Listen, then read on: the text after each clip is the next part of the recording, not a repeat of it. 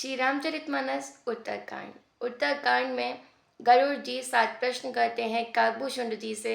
आज के इस वीडियो में हम वो 7 प्रश्न जानेंगे और उनके उत्तर जानेंगे जो कि काकभूषुंड जी ने उनको दिए थे। सबसे पहला प्रश्न वो कहते हैं, सबसे दुर्लभ शरीर कौन सा है? ऐसा कौन सा शरीर है जो बहुत मुश्किल से प्राप्त होता है? तो वो कहते हैं मनुष्य का शरीर। दूसरा प्रश्न कहते हैं, सबसे बड़ा दुख कौन सा है? तो वो कहते हैं दरिद्रता, गरीबी, दरिद्रता सबसे बड़ा दुख है। तीसरा तीसरा प्रश्न करते हैं, सबसे बड़ा सुख कौन सा है? तो वो कहते हैं सबसे बड़ा सुख है संतों का मिलना, क्योंकि जब संत मिलते हैं तो हमारे अंदर से सारे बुरे विकार बाहर निकाल देते हैं, हमारे अंदर के पाप निकाल के बाहर फेंक देते हैं। जो हमारे अंदर गंदगी भरी पड़ी रहती है, दुष्टता कुटिलता होती है, वो सब बाहर निकाल देते हैं, हमारे सारे पापों को धो देते हैं और हमें ज्ञान उत्पन्न कराते हैं, हमारे अंदर ज्ञान भर देते हैं।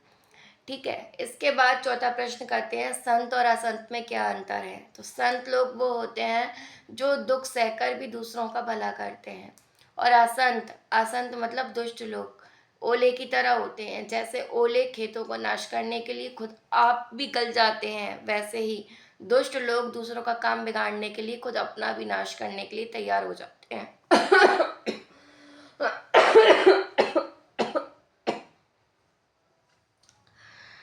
सबसे महान सबसे महान पुण्य कौन सा है? पांचवा प्रश्न कहते हैं। तो कहते हैं वेदों में अहिंसा को ही सबसे परम धर्म माना गया है। अहिंसा मतलब होता है लड़ाई झगड़ा न करना, अगर कोई एक थप्पड़ मार रहा है तो दूसरा का लांगे कर देना, मतलब लड़ाई झगड़े से दूर रहना, अहिंसा। ठीक है। तो वेदों में अहिंसा को ही परम धर्म माना गया है, यही सबसे बड़ा धर्म है और सबसे बड़ा पुण्य है। सबसे महान पाप कौन सा है? छठवां प्रश्न करते हैं। तो वो कहते हैं पर निंदा, दूसरों की बुराई करने के समान भारी पाप नहीं है। सबसे बड़ा पाप कौन सा है? तो दूसरों की बुराई करना, पर निंदा करना, दूसरों की बुराई करना।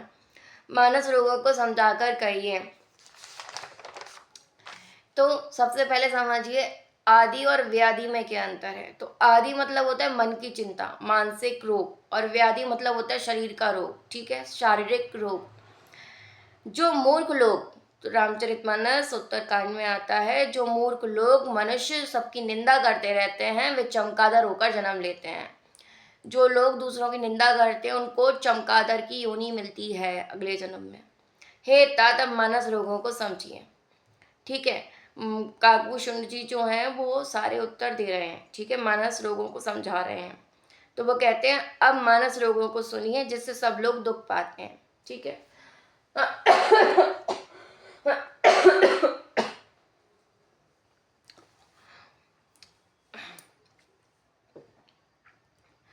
सब सब रोगों की जड़ मोह अज्ञान है। जितने भी दुख होते हैं, रोग होते हैं, उनका जड़ क्या है? अज्ञान। कहने का मतलब ये है कि हमारे शरीर में जो भी रोग उत्पन्न होते हैं, बीमारी होती है, वो अज्ञान का कारण है, नासमझी में होता है। ठीक है। देखिए, जो रामचरितमानस है इसमें भी और आरोग्य अंक, ये वाला ग्रंथ आरोग्य अंक रामचरितमानस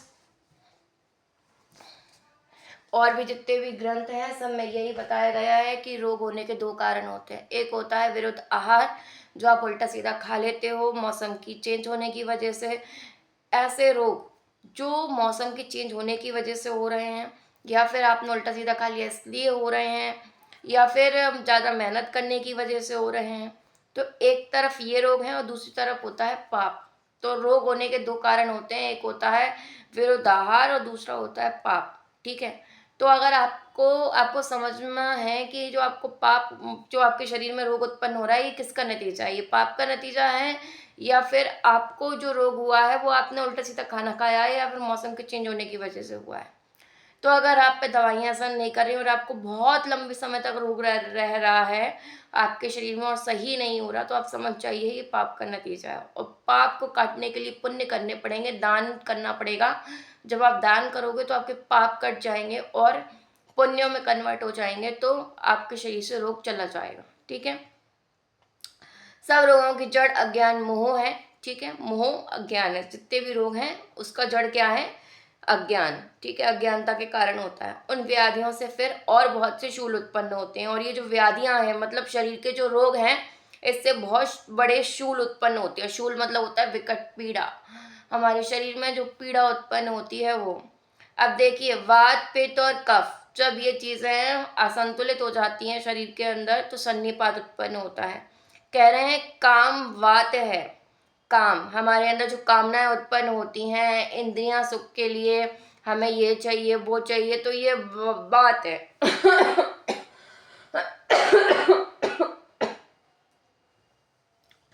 लोभ, लोभ मतलब होता है लालच, जब हमें किसी चीज का लालच हो जाता है। अपार, बढ़ा हुआ कफ है। और क्रोध, क्रोध मतलब गुस्सा आना, तो ये पित्त है जो सदा छाती जलाता रहता है। यदि कहीं ये तीनों भाई वात, पित्त और कफ प्रीति कर लें, मिल जाएं, तो दुखदायक सन्निपात रोग उत्पन्न हो जाता है। सन्निपात क्या है, तो सन्निपात को समझिए। आयुर्वेद के मुताबिक सन्निपात एक शारीरिक समस्या है जिसमें वात, पित्त और कफ तीनों बढ़ जाते हैं। इससे व्यक्ति का मानसिक और शारीरिक संतुलन बिगड़ जाता है। सन्निपात में व्यक्ति